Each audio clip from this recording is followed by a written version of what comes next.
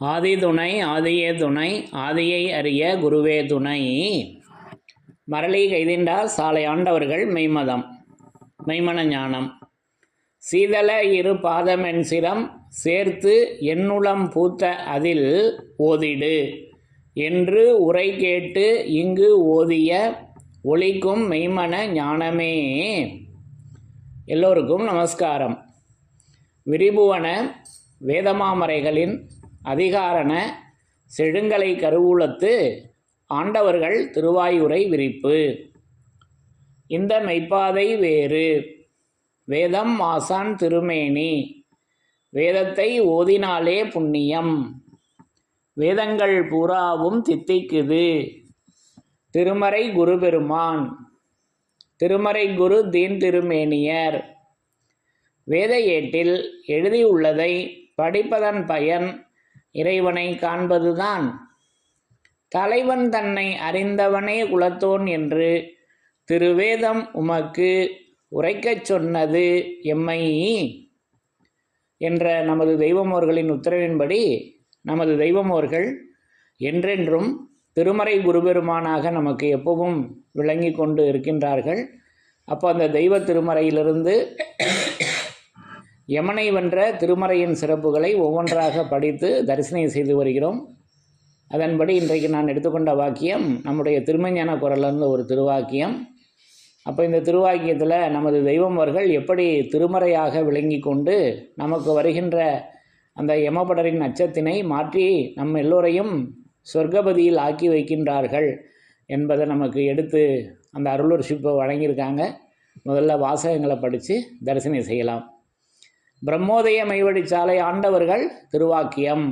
திருவாக்கியம் எண் 2, பக்கம் எண் 21. திருமெஞ்ஞான குரல் திருவாக்கியம் எண் 2. திருமெஞ்ஞான குரல் திருவாக்கியம் எண் 2, பக்கம் எண் 21. சாதிகளின் கர்த்தாவே. ஆகவே எது மெய்யான தெய்வம்?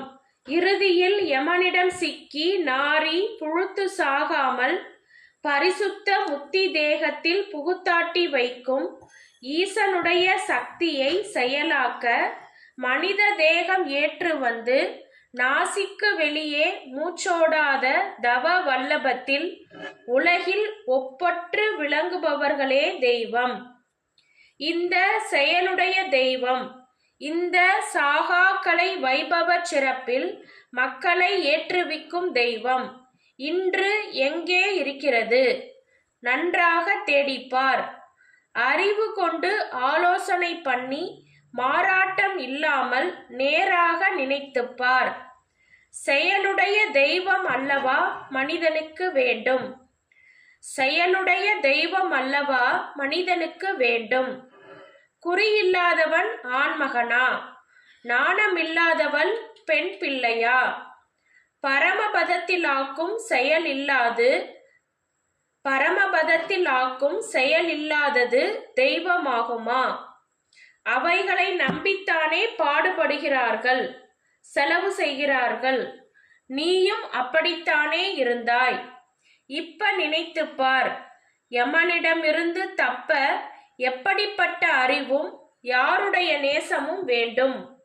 தெய்வம் இருக்கும் இடம்தானே ஆலயம், செயலுடையதுதானே தெய்வம்.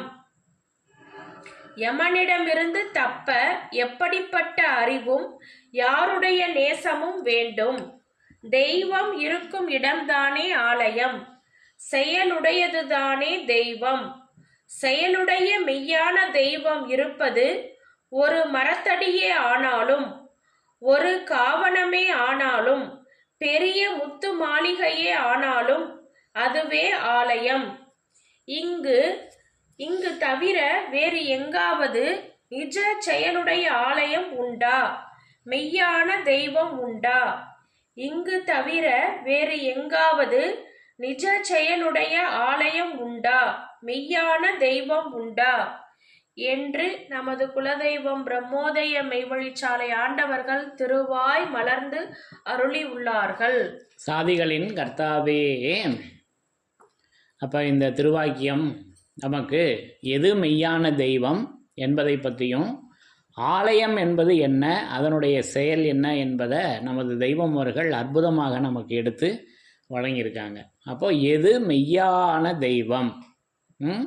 அப்போ நம்ம இவ்வளோ காலம் வணங்கி வந்தது, வெளி உலகத்தில் எவ்வளவோ மதங்கள் வந்திருக்கு, எவ்வளவோ ஆலயங்கள்லாம் இருக்குது. அதெல்லாம் விஞ்ஞான மகத்துக்கள் தான் ஏற்படுத்தினாங்க. ஆனால் அவங்க ஏற்படுத்திய காலத்தில் இப்போ நம்ம பின்பற்றி நடக்கின்ற நடைமுறைகள், வழிபாடு என்று நம்ம பின்பற்றி வர்றோம் அல்லவா, அது அவர்கள் துல திருமேனியில் விளங்கிய காலத்தில் எடுத்து வைத்த வழிபாடு ஒரு சிலது தான் கடைபிடிக்கிறோம். அதிகபட்சம் அதில் நகல் கலந்துருச்சு, அந்த காலம் செல்ல செல்லவே மறுவிடுச்சு. அப்போது அதனால் தெய்வம் அவங்க எது மெய்யான தெய்வம், எது ஆலயம் என்பதை பற்றி இங்கே பேசி வர்றாங்க. அப்போது இதுக்கு இன்னும் நமக்கு ஒரு அற்புதமான வசன பரிமாற்றம், டைலாக் ஒன்று இருக்குது. அதை நமக்கு திருவருட்குறள் 76வது திருவாக்கியத்தில் மனிதனுக்கும் எலிக்கும் ஒரு பேச்சு போட்டி நடக்குது. இந்த வாக்கியத்தை அப்படி அமைச்சிருக்காங்க நமது தெய்வம் அவர்கள், எனக்கும் எலிக்கும். அப்போ என்ன கேட்டால் நான் என்ன சொல்லுவேன், அதுதான் அந்த திருவாக்கியமே ஆரம்பிக்குது. அப்போது பிரம்மோதய மெய்வழிச்சாலை ஆண்டவர்கள் திருவாக்கியம் எண் 76. அங்கே கோவில் என்பதை பற்றி பேசி வர்றாங்க. அப்போ சென்ற 10 வருடங்களில் நீ என்ன வேலை செய்திருக்கிறாய் என்றால், நான் வீடு கட்டினேன் என்பாய். இப்போ என்ன கேட்டாக்க 10 வருஷத்துலையா நான் 2 வீடு கட்டியிருக்கேங்க அப்படின்னு சொல்லுவேன். ஏன்னா நிஜமாகவே நான் 2 வீடு கட்டியிருக்கேன் அனித்தியத்தில், அதனால் அப்படி சொல்லுவேன். இதுதானே எனக்கு தெரியும். அப்போது அதை தான் இங்கே மின்னி காமிக்கிறாங்க. அப்போ தெய்வம் அவர்களுக்கும் எனக்கும் இங்கே ஒரு பரிமாற்றம் நடக்குது. நான் முதல்ல எலின்னு தவறுதலாக சொல்லிட்டேன். தெய்வம் அவர்களுக்கும் இந்த மனித பிறவி எடுத்துள்ள நமக்கும் ஒரு கருத்து உரையாடல் நடக்குது. அப்போ தெய்வம் அவங்க கேட்குறாங்க, சென்ற 10 வருஷங்களில் நீ என்ன வேலை செய்திருக்கிறாய் என்றால் வீடு கட்டினேன் என்பாய். அதுக்கு தெய்வம் அவங்க கேட்குறாங்க, எலியும் தானப்பா வீடு கட்டி இருக்குது அப்படின்னு கேட்குறாங்க. எலியும் தானே வீடு கட்டி இருக்குது, எத்தனையோ மிருகங்கள், பறவை இனங்கள், விலங்கினங்கள் எவ்வளவோ கூடு கட்டுது. தூக்கணாங்குருவி கூடு மாதிரி கட்ட முடியுமா என்னால்? முடியாது. அது இந்த சிறகு மர குச்சி மரத்துலேருந்து விழுந்து போனதை வச்சு தான் அழகாக கூடு கட்டுதுங்க. என்ன ஒரு பெரிய புயல் அடித்தாலும் ஒரு சொட்டு தண்ணி கூட அதில் இறங்க மாட்டேங்குதுங்க. நான் கட்டின வீடு ஆர்சிசி ரூஃப் போட்ட வீடு தான் மழை அடித்தா ஒழுகுது. இதுதான் நான் கட்டின லட்சணம் அல்லவா? இது எல்லாருக்கும் அனுபவம் தானே. அப்போது எலிக்கிட்ட கேட்டால் எலி சொல்லுது பதில், நானும் ஒரு வீடு கட்டியிருக்கேனே அப்படின்னு அதுவும் சொல்லுது. அப்போ செயலளவில் நானும் எலியும் ஒன்றா தான் இருக்கும் அல்லவா? அப்போ ஏன் அந்த திருவாக்கியத்தை நமக்கு இங்கே கொடுக்குறாங்க. அப்போ அந்த திருவாக்கியத்தில் எலிகிட்ட கேட்டதும் எலி என்ன சொல்லுது, நானும் வீடு கட்டியிருக்கேன்னு கவுண்டர் கொடுக்குது. அப்போ அடுத்து நான் என்னுடைய புல்லறிவு இருக்கல்லவா, குயுக்தி எண்ணம் படைச்சவன் தானே நான் என்ன கொடுக்குறேன், நான் என்ன சொல்கிறேன், அதுக்கு அடுத்தது என்ன அப்படின்னா, சரி நம்ம வீடு கட்டினதுக்கு அதுவும் வீடு கட்டிருச்சு, சரி நம்ம கோயில் கட்டியிருக்கோன்னு சொல்லுவோமே அப்படின்னு நான் இல்லை நான் ஒரு கோயில் கட்டியிருக்கேன் 10 வருஷத்துலன்னு சொல்கிறேன் ஒரு ஓமானத்துக்கு. ஏன்னா எலியால் கோயில் கட்ட முடியுமா? முடியாதே. அதனால் கூடு தானே கட்ட முடியும், வீடு தானே கட்ட முடியும், பறவைகளுக்கு கூடு தானே கட்ட முடியும், கோயில் கட்ட முடியுமா? அந்த ஒரு மெதப்பில் நான் இப்படி பதில் சொல்கிறேன். அப்போ அதுக்கு தெய்வம் கேட்குறாங்க, நீ உண்டாக்குவதற்கு முன், நீ கட்டிய அந்த கோவிலுக்கு முன் அங்கே தெய்வம்னு ஒன்று வச்சான் அல்லவா, சிலை வழிபாடுன்னு. அப்போ அந்த தெய்வம் எங்கிருந்தது என்றால் விழிப்பாய் அப்படின்னு அதை பேசி வர்றாங்க. அந்த திருவாக்கியம் படிங்க. திருவருட்குறள் திருவாக்கியம் எண் 76, பழைய அச்சுநூல் பக்கம் எண் 93. சென்ற 10 வருஷங்களில் நீ என்ன வேலை செய்திருக்கிறாய் என்றால் வீடு கட்டினேன் என்பாய். எலியும் வீடு கட்டி இருக்கிறதே என்றால் அதற்கு என்ன பதில் சொல்வாய்? இல்லை, நான் ஒரு கோயில் கட்டினேன் என்பாய். இதுதான் அடுத்த பதில். என்னோட 2வது பதில் என்னன்னா, இல்லை நான் ஒரு கோயில் கட்டினேன் அப்படின்னு நான் சொல்றேன். அதுக்கு தெய்வம் அவங்க என்ன கேள்வி கேட்குறாங்க அப்படின்னா, நீ உண்டாக்கிய கோயிலுக்கு முன் அந்த தெய்வம் எங்கிருந்தது என்றால் விழிப்பாய். அப்போ நான் கோயில் கட்டணும்னு சொல்கிறேன்ல, ரெண்டாவது பதில். அப்போது அந்த கோயிலில் வந்து தெய்வத்துக்கு தானே கோயில் கட்டுறோம். அப்போ அந்த தெய்வம் இதுக்கு முன்னாடி எங்கப்பா இருந்துச்சு அப்படின்னு தெய்வம் கேள்வி கேட்குறாங்க. அதுக்கு எனக்கு பதில் சொல்ல தெரியல, விழிக்கிறேன். அப்போ அதுக்கு அடுத்து தான் முக்கியமானது ஒன்று கேட்குறாங்க. ஆகவே இதுவா உன் வேலை இருக்கா? ஆகவே இதுவா உன் வேலை. அப்போ பாருங்க, கோவில் கட்டுறது கூட எது நம்ம நினச்சிக்கிட்டு இருக்க கோவில். இப்போ எவ்வளவோ அதிசயங்கள் உள்ள கோயில்கள்லாம் கேள்விப்பட்டிருக்கோம்லவா வெளி உலகத்தில். எல்லா கோயில்களும் ஒரு மதத்தினுடைய கோயில் இல்லை, எல்லா மதத்தினுடைய கோயில்களும் இதில் அடக்கம். இதுவரைக்கும் இறைவனால் உண்டாக்கப்பட்ட அனைத்து மதத்தினுடைய கோயில்களும் இதில் அடக்கம்தான். அது வெளிப்புறத்துக்காக எடுத்து வச்சது. அகமியத்தில் நிஜமான கோவில் எப்பவும் இருக்குது. அது என்னன்றது தான் இந்த திருவாக்கியத்தில் நமக்கு எடுத்து வழங்குறாங்க. அப்போ ஆகவே இதுவா உன் வேலை. அப்போது கோயில் கட்டுவது கூட நம்ம வேலை இல்லைங்க. அப்போ எது கோயிலாக இருக்கும்? கேள்வி எழும்புதல்லவா? மேற்கொண்டு கைலாயம் போவது நம்மால் முடியுமா? அது புண்ணியர்களுக்கு வாய்ப்பது என்கிறாய். பாருங்க, அடுத்தது வேற, கைலாயம் போவது நம்மால் முடியுமா, அது புண்ணியருக்குள்ள வாய்க்கும் அப்படின்னா அப்போ என்னையே நான் பாவின்னு சொல்லிக்கிறேன். அப்போ இறைவன் உன்னை அப்படி படைக்கவில்லை. அந்த சிரஞ்சீவி உலகுக்கு அரசனாக ஈசனாக ஆகவே நித்திய வலிமை என்னும் அமானிதமாகிய வித்தியாதத்துவ பொருளை வைத்து நீ இந்த மனித தேகத்தில் படைக்கப்பட்டிருக்கிறாய். அதை நிரூபித்து உன்னை அப்படி ஆக்கவே நாம் வந்திருக்கிறோம் என்று தெய்வமவங்க இந்த திருவாக்கியத்தில் இந்த உமானத்தை கொண்டு பேசி வர்றாங்க அல்லவா? அப்போது அந்த தெய்வம், அப்போ அதுதான் எது மெய்யான தெய்வம் அப்படின்னு கேட்குறாங்க. அப்போ அதை பற்றி தான் விரித்து பேசி கொண்டு வந்து, அப்போ இதற்கு எழில் சிந்தம் விட எங்கே இருக்குது அப்படின்னா, நம்ம இதெல்லாம் ஏற்கனவே பேசியிருக்கோம். மாமிச தேகம், மாமிச தூளம், மாமிச உடம்பின் லட்சணங்களில் திருவாக்கியம் எண் 14 மைசூர் மகாராஜா திருவாக்கியத்தில் வருது. அதில் என்ன பேசி வர்றாங்க அப்படின்னா, இந்த உடலானது அழியும், ஆனால் நித்திய பொருளான உயிர் அழிவதில்லை. நித்திய உடல் ஒன்றை அந்த உயிரானது எடுத்துக்கொள்ளுகிறது. இந்த பிரம்மவித்தையின் பெரிய ரகசியங்களை தெரிவிக்கத்தான் கோவில்கள் உண்டாயின. இங்கே தான் அந்த ரகசியத்தை போட்டு உடைக்கிறாங்க. எது மெய்யான தெய்வம், எது செயலுடைய ஆலயம் என்று போட்டு உடைக்கிறாங்க அல்லவா? அப்போது அந்த பிரம்மவித்தையின் பெரிய ரகசியங்களை தெரிவிக்கத்தான் கோவில்கள் உண்டாயின. இப்போ அந்த பிரம்மவித்தை என்பது சாகாக்கலை என்னும் பிரம்மவித்தையை மக்கள் உள்ளங்களில் ஊனி பதிப்பிக்க எழுந்த இந்த மெய் கிரந்தம் அது அல்லவா பிரம்மவித்தை. அப்போது அது சாகாக்கலையாக இருக்குது. அதை தெரிவிக்கின்ற இடம் அந்த கிரந்தமாக விளங்கி கொண்டு இருக்குதுங்க. அப்போ அந்த வேதம்தான் ஆலயமாக இருக்கிறது அல்லவா? ஆலயம்தான் வேதமாக இருக்கிறது. அந்த வேதம்தான் ஆலயம், வேதம்தான் ஆலயம் அல்லவா? ஆக இப்படி நமக்கு இந்த புரிதலை இது முதல்ல ஒத்துக்க மனம் கடினமாக இருக்கும். இப்போ இதை நல்லா விளங்க உணர்ந்தால் நமக்கு இது நேராக விளங்குது அல்லவா? அப்போ இது வெளிப்புறத்திற்காக அந்த ஆச்சார அனுஷ்டானங்களுக்காக ஏற்படுத்திய கோவில்கள். அதை நம்ம ஒன்றும் குறைவு சொல்லலை, அது வெளிப்புறத்துக்காக எடுத்து வச்சது. அப்போது அசலான தெய்வம், அசலான கோவில், அசலான ஆலயம் எது என்றால் அவர்கள் எடுத்து பேசிய வாசகங்கள் நிறைந்த அந்த வேத தெய்வாதீன பெட்டகமாகி அந்த தேவ ரகசிய கஜானாவாக அந்த ஆதீனமாக அவங்களே விளங்கி கொண்டிருக்காங்க. அப்போ இந்த ஆதீனர் அந்த ஆதீனர்லாம் எவ்வளவு ஆதீனர்கள் கேள்விப்பட்டிருக்கோம் அல்லவா? இங்கே வேத தெய்வ ஆதீனமாக அந்த தெய்வமே ஆதீனமாக இருக்கு.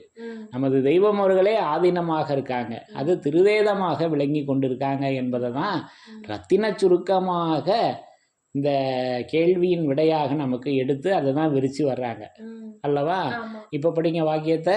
இப்ப நினைத்து பார், யமனிடமிருந்து தப்ப. இங்க முதல்ல இருந்த படிங்க. எது மெய்யான தெய்வம், ஆகவே எது மெய்யான தெய்வம், இறுதியில் யமனிடம் சிக்கி நாரி புழுத்து சாகாமல் பரிசுத்த முத்தி தேகத்தில் புகுத்தாட்டி வைக்கும் ஈசனுடைய சக்தியை செயலாக்க மனித தேகம் ஏற்று வந்து நாசிக்கு வெளியே மூச்சோடாத தவ வல்லபத்தில் உலகில் ஒப்பற்று விளங்குபவர்களே தெய்வம். அப்படி ஒப்பற்று விளங்குபவர்களே அந்த தெய்வமாக அன்றைக்கு அவங்க தூல திருமேனியில் விளங்கினார்கள். இன்றைக்கு வேத திருமேனியில் சைவ திருமேனியில் விளங்கி கொண்டிருக்கின்றார்கள். நம் குல தெய்வ சைவ திருமேனி சுருதி பெருமானாக விளங்கி கொண்டிருக்காங்க அல்லவா? படிங்க. இதை இப்படியெல்லாம் இதை வண்ண வண்ணமாக எடுத்து சொல்லி அந்த நமக்கு வருகின்ற அந்த யமபடரின் ஆபத்திலிருந்து தப்பிப்பது என்பதை நமக்கு ரத்தின சுருக்கமாக இங்கே நடுவில் பேசி வர்றாங்க. அந்த வரிகள் படிங்க. இப்ப நினைத்து பார். இப்ப நினைத்து பார். இந்த இப்ப ஒரு கம்பாரிசன் பார்த்தோம் அல்லவா? இப்ப நினைத்து பார். யமனிடமிருந்து யமனிடமிருந்து தப்புவதற்கு என்ன வேணும்னு சொல்றாங்க. யமனிடமிருந்து தப்ப எப்படிப்பட்ட அறிவும் யாருடைய நேசமும் வேண்டும். அப்ப யமனிடமிருந்து தப்பணும்னா அறிவும் நேசமும் வேணுங்க. அறிவு நமது தெய்வம் அவர்கள், அது வேதமாக இருக்காங்க. ஆகம துலக்க அறிவே 6வது அறிவு. அது நேசம், நமது தெய்வம் அவர்களின் நேசம் வேணும். அதை நமக்கு தெய்வ தேடு ஊடகத்தில் எடுத்து வணங்கி வர்றப்ப கலைகள் கமழுகின்ற பழமறை மனுமகன் ஒளிவா மலையில் நின்ற நிலை வழி படி இங்கு நேசம் தரும் இறைவன். அந்த நேசத்தை தந்திருக்காங்கல்லவா? அந்த பழமறை மனுமகனாக திருமறையாக விளங்கி கொண்டிருக்கும் அந்த மனுமகன் அவர்கள் அல்லவா அந்த நேசம் தரும் இறைவனாக விளங்கி கொண்டிருக்காங்க. அப்ப நேசம் தரும் இறைவன் பளிச்சென ஓசை வாமலையோன். அப்ப அந்த நேசம் ஓசையாக இருக்குதுங்க, அது பழமறையாக விளங்கி கொண்டிருக்குதுங்க. இப்படி நான் அதை உணர்கிறேன். அப்ப எவனிடமிருந்து தப்ப யாருடைய எப்படிப்பட்ட அறிவும் யாருடைய நேசமும் வேண்டும். தெய்வம் இருக்கும் இடம்தானே ஆலயம். அந்த தெய்வம் இருக்கும் இடம்தானே ஆலயம். அப்ப அந்த தெய்வம் நமக்கு வேத தெய்வாதீன பெட்டகமாக இருக்கு அல்லவா? அது இருக்கிற இடம்தானே ஆலயம். அப்போ அந்த வேதமாமறைகள் அன்றைக்கு நமக்கு தூல திருமேனியிலிருந்து வான்கண்ணை விராட்தவத்தில் அமர்ந்திருக்கும் நமது தெய்வம் அவர்களும் அந்த ஜீவசிம்மாசனத்தின் மேல் அமர்ந்துள்ள 4 வேதங்களும் இருக்கின்ற இடம் தானே நமக்கு இப்போ பொன்னரங்க தேவாலயமாக எடுத்து வச்சிருக்காங்க. 2ஐயும் கொடுத்துருக்காங்க அல்லவா? அதுதானே ஆலயம். செயலுடையதுதானே தெய்வம். செயலுடைய மெய்யான தெய்வம் இருப்பது ஒரு மரத்தடியே ஆனாலும் ஒரு காவணமே ஆனாலும் பெரிய முத்து மாளிகையே ஆனாலும் அதுவே ஆலயம். அப்ப அந்த மரத்தடியே ஆனாலும் அதுதான் ஆலயம். அப்போ அந்த மரத்தடி தான் அன்றைக்கு புத்த பகவான் அவர்கள் அந்த போதி மரத்தடியில ஞானம் பெற்றாங்களாம். நம்ம இதெல்லாம் சரித்திரம் படிச்சிருக்கோம்லவா? அப்போ அதை நமக்கு இதே திருமஞான குரல்ல பின்னாடி பேசி வர்றப்ப 25வது திருவாக்கியத்தில் மறை மரம் என்றும் சொல்லலாம், மாறா மரம் என்றும் சொல்லலாம். இவ்வித நாமம் கொண்ட 7 வேத மரங்களுள் 6 வெவ்வேறு கோணத்தில் ஒரு வட்டத்தில் நிற்கிறது என்று பேசி வர்றாங்க. அப்போ அந்த மரம், அந்த மரத்தடி அது அல்லவா நிழல் தருகிறது. நிழல் போலும் பிரியாது என்னை ஆண்ட என் தலையில் என் குரு தாழ்வாழி வாழியே. நிழல் போலும் பிரியாது அந்த மரமாக நின்று நம்மை ஆண்டு கொண்டு இருக்கிறார்கள். அப்போ அது ஒரு விருட்சமும் உயர்வண்ண சாலையும் மறுவிருட்ச நிழல் மறை கோஷம். இப்போ நிழல் திருமறையாக இருக்கல்லவா? இது மெய்வழி சாலை ஸ்தாபிதம். இப்போ இதெல்லாம் நம்ம ஏற்கனவே வேதத்தின் சிறப்புகளில் படித்து தரிசனம் செய்திருக்கிறோம். அப்போ அந்த மரத்தடியே அந்த காவணமே ஒரு குடிசையே இருந்தாலும் அதுதான் ஆலயம் என்பதை நமக்கு இப்படி ஒவ்வொரு இடங்களிலும் அந்த வேதத்தை திருமறையை நிலைநிறுத்துறாங்க அல்லவா? இங்கு தவிர வேறு எங்காவது நிஜ செயலுடைய ஆலயம் உண்டா? வேற எங்காவது உண்டா? அது இன்னைக்கு திருவேதமாக விளங்கி கொண்டிருக்கிறது. அப்போ ஒவ்வொரு மதத்தினுடைய வேத ஆலயமும் அந்த மதத்தினுடைய வேதமாக விளங்கி கொண்டு இருக்குதுங்க. இதுதான் நமக்கு அசலாக எடுத்து வச்சிருக்காங்க அல்லவா? இங்கு தவிர வேறு எங்காவது நிஜ செயலுடைய ஆலயம் உண்டா? மெய்யான தெய்வம் உண்டா? மெய்யான தெய்வம் உண்டா என்று நமக்கு கேட்குறாங்க. ஆகவே அந்த நிஜ செயலுடைய ஆலயம் மெய்யான தெய்வமாக அந்த திருமறை விளங்கி கொண்டு நமக்கு வருகின்ற அந்த யமனை அங்க எப்படி பேசி வர்றாங்க? யமனிடமிருந்து